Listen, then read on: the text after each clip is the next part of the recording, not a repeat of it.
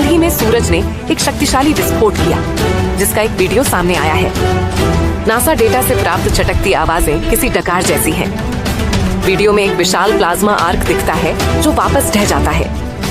यह घटना धरती से सैकड़ों से हजारों किलोमीटर तक फैली है।